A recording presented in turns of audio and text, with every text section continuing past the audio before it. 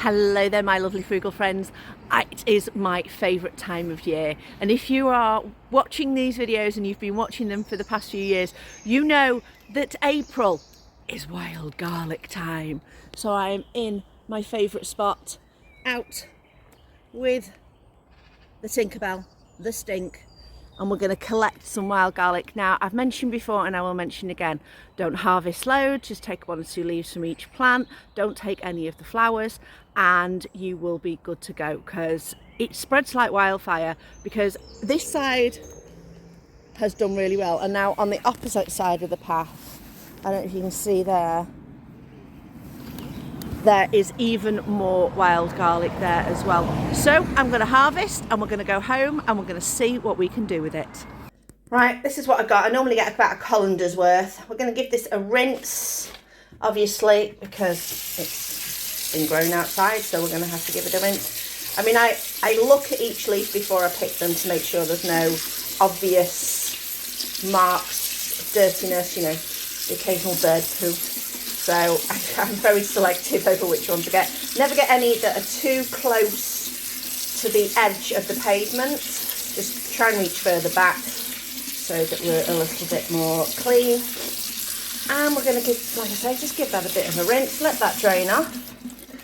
And what are we going to make with it? Well, one recipe I'm going to do is a chickpea and garlic dish. And the other one is, now I've made pesto before, but this time I'm making pesto with almonds. I got these almonds a while back. Obviously, I'm going to need to blanch them to get the skins off. So that's the first process that we're going to do. We've popped the almonds in boiling water. It's just gone down again because obviously I put something cool in there. So we're going to bring it back up to the boil. We are going to boil these for about 1 minute. Then we're going to plunge them into some cool water, which will help them cool them down and stop the cooking process. We will hopefully should be able to slide the skins off. Pat them dry on a towel, transfer them to a baking tray, because we're going to pop them in the oven at about 100 to 120°C for about 8 to 10 minutes just to dry them out. You can do this overnight if you want to and save the electricity, but I want to, excuse me, I've got hiccups. I want to use them today, so that's what we're going to do. Right, almonds are in the cold water, which has now gone warm, but it is relatively easy. Oh, that shut off somewhere. To take the skins off, you just kind of need to just give them a squeeze and it slides off relatively okay. So I'm going to spend some time literally popping these and popping them onto there just to dry out, which shouldn't take too long before we put them into the oven. So our almonds have been toasted in the oven. They're not going to go brown. I've just let them cool down a bit. I took them off the tray just to enable them to cool down. They're going to go into our food processor here. The other ingredients I've got is some oil, some lemon juice, a little bit of salt, some nutritional yeast, and of course our wild garlic. So first of all, I'm just going to pop these in and give them a chance to chop down first. There we go. So, lid on.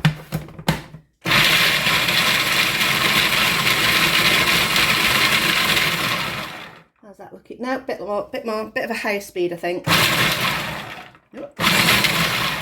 Oh, that's the pulse.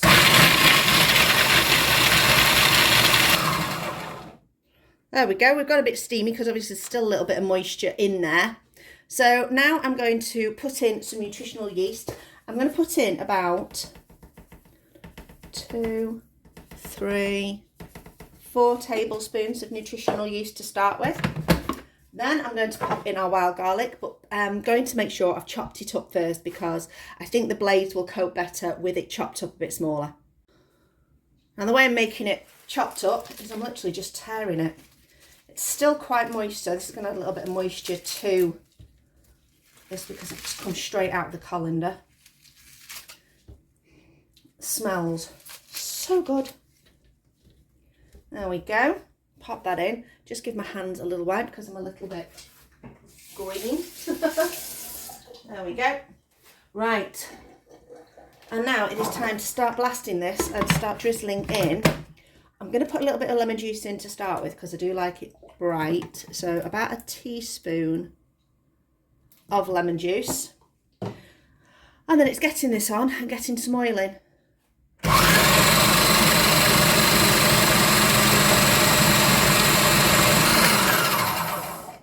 Now, in terms of how much oil to put in, it depends on how wet you like your pesto and also how chopped up you like your pesto in terms of how far you go with your nuts. Just scrape down the side. That is looking quite nice for me. I like a chunky pesto. That is looking good. So first thing to do, test. That's going to be quite potent.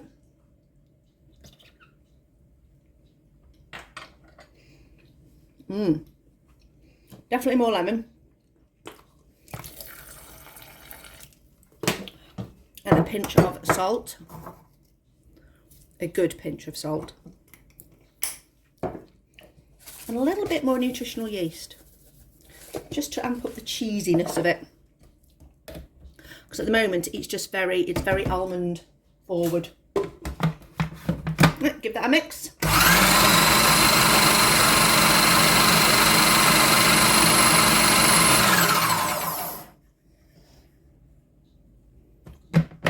Right, another test. I'm not going to double dip, I'm just going to get a little bit on my spoon from the spatula. That is lovely. The almonds make it so nice. Now I have made pesto with pine nuts before, which is traditional, and I've also made it with walnuts. This is the first time making it with almonds, and that is yum. That is going to be great over pasta. We will be having that one day this week. So that's basically it for that. And I'm just going to decant it into some containers. Now what you can do is you can freeze it. It freezes perfectly fine. If you want to, you could put it into an ice cube tray and freeze them into individual little ice cube-ness, and then put them into, once they're frozen, pop them into a bag, or you could just do small portions if you've got small containers. I'm just going to pop this in the fridge to start with because we will be using some of it probably tomorrow, and then I will be decanting it into smaller containers and popping it in the freezer. Right, the rest of the wild garlic is in the sink, and I am doing this. So we are making essentially a chickpea and wild garlic curried stew. So it's going to be really quite simple. I got the recipe off the Riverford site. It's a veg delivery box, and I've kind of just adapted it based on what I've got. It asks for leek, and I do have a leek in the garden, but it is absolutely chucking it down, and I am not going out and getting myself soaking wet for a leek. Had I thought about it, I would have got it yesterday, but I didn't, so I haven't, so we're using an onion. A tin of tomatoes, tin of chickpeas, a bit of lemon to zhuzh up the flavour, and then we've got some garam masala, some turmeric, some coriander and some cumin. Not too much coriander because Chris is not a fan, but he doesn't notice it when I put it in dried. And we've got a really quite a decent handful of our wild garlic. So the main thing we're going to do is chop the onion and then season off some of the spices, cook off some of the spices. So those are the ones we're going to cook off first. Add our chickpeas, add our tomato, and then once it's been cooking for a little while, because wild garlic it's a bit tougher than spinach, but it will cook down a bit like spinach. So we're just going to chop that up and chuck that in near the end. Right, these have been toasted. I had in our cumin and our turmeric in there. I'm going to now throw in my chickpeas. I love a good throw it in recipe. Tomatoes. I'm going to put some water in that can and give that a rinse. I'm just going to give our tomatoes a little bit of a squish. There we go. Then we're going to add some garam masala. Now, cumin wise and... Now, I can't open this one-handed. 1 second. Cumin wise and turmeric wise, I put in about a teaspoon of each. I've also popped in about half of the can of tomatoes with water, just give it a bit of a swish round. I'm now going to put in about a teaspoon of the garam masala and a teaspoon, well, not quite a teaspoon, of the coriander. This is coriander that we had at home that I got from an oleo, and I dried it out myself and then just ground it up. Like I say, I'm just going to squish these tomatoes a bit more. I prefer plum tomatoes because you get the centres. You often find in tin tomatoes of chopped tomatoes, you don't get the whole tomato. You get lots of knobbly ends. And I just find these a little bit nicer. So we're going to put that on there, do that. We are not putting in the wild garlic until nearer to the end. So I'm going to give this about 10 minutes on a simmer just to get it going. I'm going to chop my wild garlic up into a few smaller pieces so it's easier to fit in the pan. And that is basically going to be it. This has been cooking now for a good 10 minutes. Again, just give the rest of those tomatoes a bit of a squish if they're not cooked down enough. You could also use a potato masher to cook those. I've chopped the wild garlic up into smaller quantities. I'm just going to give this a little taste.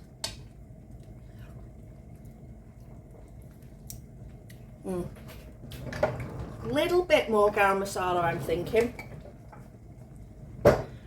Just another teaspoon, I think, will help, and a pinch of salt. Okay, let's give that a mix.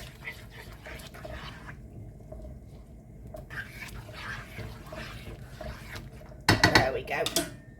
Right, I'll be good. I won't double dip. Like I say, it's only for me and Chris, so it's not as if anybody else is going to eat it. Oh yeah, that's much better. Right, wild garlic going in. There we go.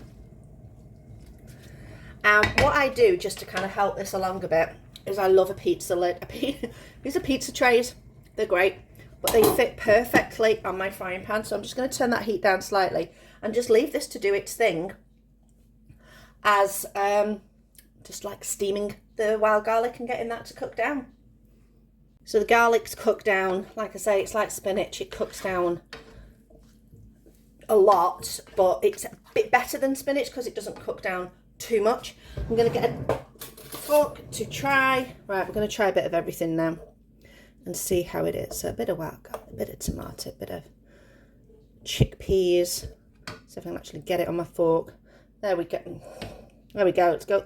Ah, chickpeas will not stay on this fork. This is quite a narrow fork. There we go. Let's have a taste.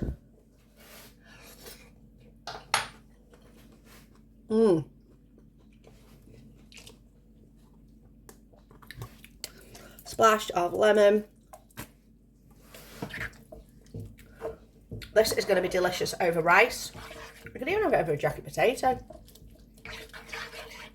Really quite good. Let's just check the flavour of that sauce again with the lemon. Yes, definitely have the lemon. Much brighter, spicy, fresh, not a heavy curry flavour. That is really, really good. So there we go, we've got a couple of recipes using our wild garlic. Like I said, this is one of my favourite times of year to be able to go out and collect it. I possibly will go out and collect more. We made a bread, was it last year, the year before, that was a pull-apart bread, and we cooked it in the air fryer and it was amazing. I think I might have to make that again. If you've not seen that, go back and have a look. I'll put the link to my wild garlic playlist, because it's something, like I say, it's something I do every single year, and try and find different recipes to use with the wild garlic so you're not seeing the same old each time that I go out and collect it. I hope you enjoyed this video. I hope there's some wild garlic near you. You might have to go on some websites where they're to do with foraging, and they might let you know if there is any in your area. I just happened to spot it in my area one day and I was like, I'm sure that's wild garlic. And I absolutely love it. In fact, I think there's a local restaurant that uses it as well, but they won't mention where it is either. Once you find it, you don't tell anyone the secret. Thanks for watching. I hope you enjoyed this video. Like I say, I'll put a wild garlic playlist over there and YouTube will choose you something nice to watch over there. I'll see you next time.